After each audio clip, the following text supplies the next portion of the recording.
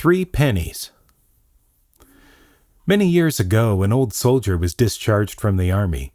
He received in consideration of his excellent and faithful service a small loaf of rye bread and 3 pennies, whereupon he was at liberty to go whither he pleased.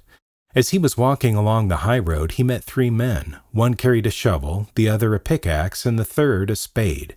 The soldier stopped, looked at them, and said, "Where are you going?" "I will tell you," answered one of them.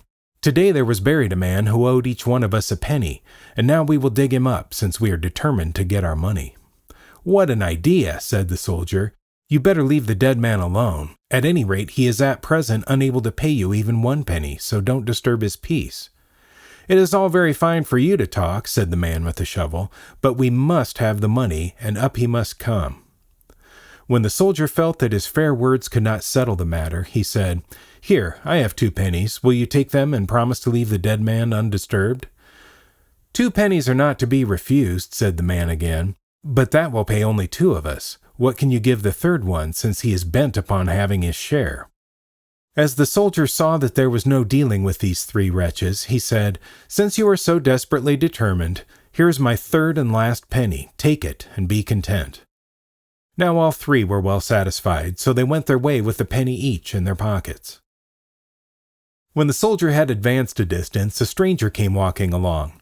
He looked rather pale, but saluted the soldier in a friendly way, and followed him along the road without uttering a single sound. At last they reached a church, and here the stranger turned to his companion, saying, "Let's go in." The soldier answered, "What business have we in the church at midnight?" The stranger said, "I tell you, we must go in." Upon this they entered the church and walked straight up to the altar. There was an old woman sitting with a burning light in her hand. The stranger said, "Take a hair from her head and smell it." The soldier complied, but nothing remarkable happened. The stranger told him do it again, which he did, but there was still no effect. The third time, however, when he tore a whole tuft of hair from the woman's head, she became so furious that she darted off out above the church, carrying the whole leaden vault with her. The 2 men went out of the church and down to the beach, where they found the whole leaden vault. Turning to the soldier, the stranger said, "Look lively, we will set sail." The soldier said, "Is that so? I see no ship." "Let me manage it," said the stranger. "Just seat yourself by me on the vault.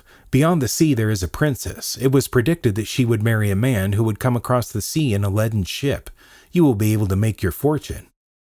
The leaden vault now floated upon the open sea, and landed them safely on the other side. Great was the joy and happiness throughout the country, and the marriage between the soldier and the princess was celebrated with such pomp and splendor as was never seen, either before or since. When the ceremony was over, the bride and groom got into the carriage in front of the church, accompanied by the stranger who had followed the soldier all along.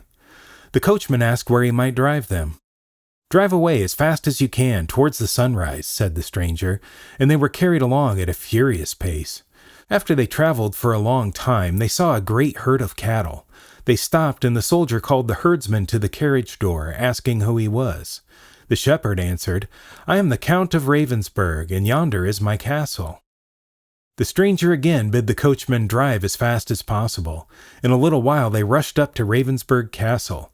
As they were ready to alight from the carriage, there was someone who knocked hard at the gate. It was the herdsman, who was anxious to come in. The stranger walked to the gate, inquiring what he could do for him. The herdsman wished to come into the castle, he said, for it belonged to him, and he had a right to demand entry.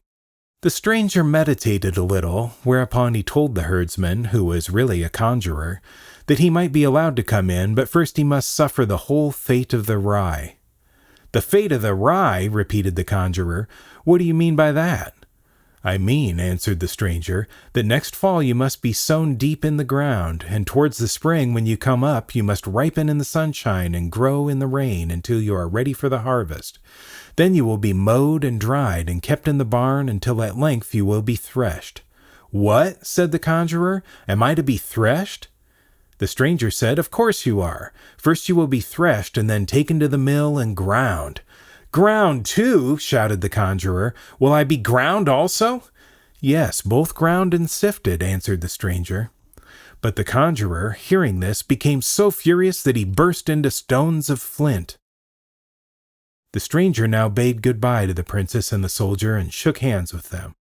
The stranger told the soldier, "Now I have seen you married to the princess. The troll of Ravensburg is dead and gone, and his castle, with all its treasure, is yours.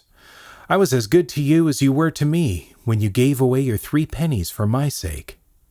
"What's that?" said the soldier. "I never thought of those pennies again." "I know that," said the stranger, "and otherwise I would not have been able to help you. However, I bid farewell to you and your wife, for I must return to the place where I belong."